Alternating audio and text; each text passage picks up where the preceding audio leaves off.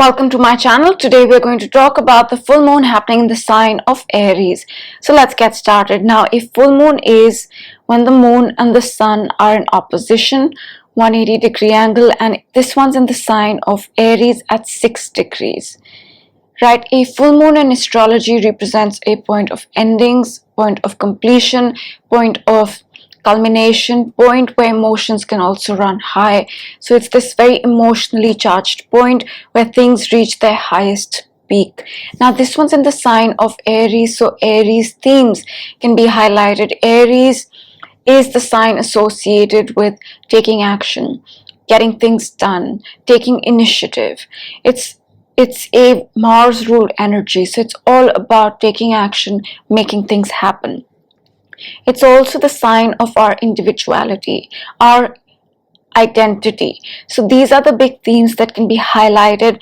On the not so positive, Aries is the sign associated with anger, aggression, being impulsive, reacting to things without thinking them through, taking action without thinking things through, right? So while Aries is great at taking action, making things happen, thinking things through as to, okay, what might be the consequences can be useful, because Aries energy just likes to take action and may not think things through always. So that's something to consider. Now, these are the general themes that can be highlighted, but more important is where this moon is falling in your personal charts. Look for Aries, 6 degrees of Aries, that particular house. That's the area of your life that will be impacted. If you don't know your chart, just knowing the general energy is also useful. So, speaking of Aries, let's talk about the energy that we have in Aries right now. We have Chiron there, we have the North Node Rahu there as well. And with Rahu there, the North Node, Rahu has been there since July. I believe 17th July is when the nodes changed signs. So since July, mid-July you can say, the North Node has been in the sign of Aries. The North Node Rahu is a magnifier. It magnifies things. It puts focus on that area. So the sign of Aries, the energy of Aries has been extremely magnified and highlighted since July, at least, right? 17th July. And now we have this moon there. So there's an abundance of Aries energy. Taking action, making things happen, doing things. But since Rahu, the North Node, has been in Aries, we've also had lots of retrogrades, right? We've been in a lot of retrograde energy, and if you've been watching me, then you know that we were in massive retrograde energy. Retrogrades mean review, retrogrades mean going back to the past, retrograde means, going over things that we've already gone on. So that's what the energy has been. And since till the beginning of the month, 3rd, 4th September, Venus was also retrograde. Until 16th September, Mercury here was also retrograde. And with these two retrogrades, right, Venus was retrograde since July 23rd, I believe, and Mercury since 23rd August. So since July, we've been feeling maybe things are slow. Things are changing, but things are not moving. Right, it's been this contradictory sort of energy of changes, yes, but then again a feeling of things being a little slow, things being a little stuck.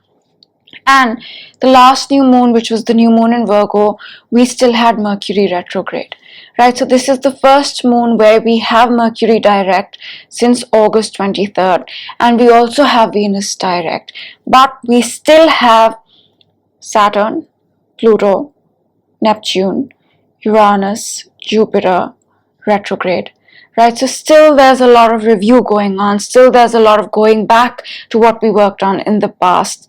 But with the North Node in Aries, with the full moon in Aries, there is energy saying, okay, maybe you can take a little bit of action. Maybe you can take initiative.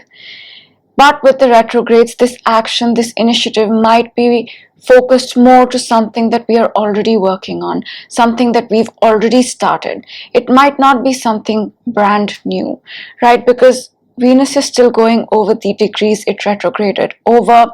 It's not moved past that. Mercury just came direct a few days ago. All the other planets are still retrograde. So a lot about maybe going back to something you've already been working on and taking action, doing things in that particular area rather than something brand new. While there is this abundance of Aries, Moon is there, Rahu is there, and Rahu really magnifies that area. Mars, the sign that rules Aries, is in Libra, where it really does not like to be too much. Okay, so and it is getting ready to meet up with Ketu, the south node. Ketu in Vedic astrology is the past, it's our past lives, it's a very spiritual planet, right? It's about detachment. It's about detachment from the material world. Ketu in Vedic is an ascetic, right? It gives up the material world. Whatever material pleasures we have, it says, I'm not interested. I'm more interested in going inwards. I'm more interested in finding what that spiritual world is. So that's Ketu. Rahu, on the other hand, is the material. It wants more and more and more of the material world. Rahu is the head. Wherever Rahu is, that's where our head is. That's where we can get obsessive. That's where we can think a lot about that area of our life. But coming back to Ketu, Ketu is detachment, Ketu is spiritual, Ketu is giving up the material world, and it's sitting next to Mars. Mars is about taking action, right? So if we are taking action in the material world, so to speak, which most of us are, right? Most things that we act on are material things, whether that's a relationship, whether that's a business, whether that's anything, right? So what this energy does is it creates this, okay, I may not feel like taking action, right? What's the point of taking action? Because it's so spiritual, right? It's so detached, Ketu, and Mars is getting closer and closer to it. So while we have this Aries, right, taking action, doing things, getting things done, there's also retrograde energy, less than what we had before, but still there. Much less than before, because with Venus and Mercury both direct, things feel a lot easier. But there can be this holdback. There can be this, what's the point? There can be this feeling of, I'm tired. I feel drained. I don't feel like taking this action. What's the point? So just be mindful of that. Just be aware of that. And Mars will continue to build up its conjunction to Ketu, because on the moon, it is building up its conjunction. So just keep that in mind. Now, speaking of Rahu and Ketu, let's talk about this axis a little bit, because recently, since July, this axis has come into focus with the North Node and South Node, Rahu and Ketu, moving into that. They were in Taurus and Scorpio, right? Now they're in Aries and Libra. Aries and Libra is the axis of the individual and the other, right? So a lot of emphasis on our own individuality and relationships, right? Trying to find this balance, this space, this compatibility between our own needs, our own identity, our individuality, and the needs of others, the wants of others, our relationship with others, Libra. So that's a big balancing theme. That's a big theme that's being highlighted since July. Also, it's this theme of Aries, aggression, Libra, diplomacy and peace. This axis as well. So this is the axis that's been highlighted now with the North Node since July. So I just wanted to mention that real quick. And before we move on, I also want to mention that Venus here was retrograde, right? July 23rd to September 3rd, Venus was retrograde, while we had Ketu, the South Node, in Libra. Venus rules Libra. Venus is about relationships. It is about appearances, our self-worth, our finances, all these things are Venus, and Libra is also our relationships. And since July 23rd, we've done a lot of review for Venus, for our relationships, and the South Node is there. So relationships, this theme of us and others, where we stand, who stands along with us, who doesn't, all these themes have been very, very highlighted. And I just wanted to say that now Venus is direct. It is still covering the degrees it retrograded over, so the work is not complete, but we've done a major chunk of reviewing our relationships, right? And we will continue to do so for the next few months while Ketu, the south node, is in Libra. Now, speaking of Venus, Venus on this moon is building up its square to Uranus, right? And Uranus is sudden, it's about changes, it's the different one, right? Uranus is very different. And it likes to do things in its own way. It does not like tradition, it does not like customs, it does not like the set structure, the set protocol. It likes to do things in its own way. And with Uranus, one never knows, right? It's sudden, it's unexpected, and it's squaring Venus, the planet of our relationships, the planet of our self-worth, projects, finances, beauty, all these things. So there can be a change to these things, right? To relationships. Maybe we say, I want to do these relationships my way.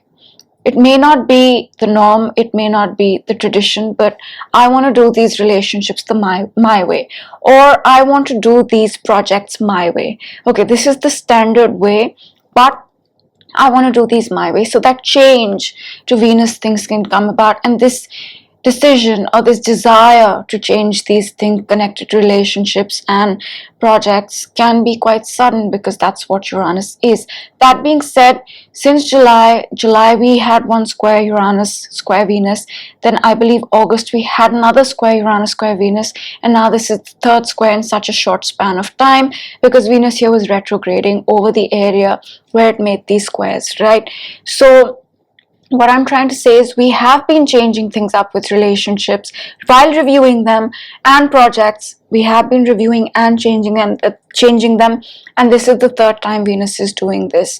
So just be ready for this energy, right? If you feel like you want to make a change, maybe you want to think about this energy a little bit and say, okay, yeah, it's there.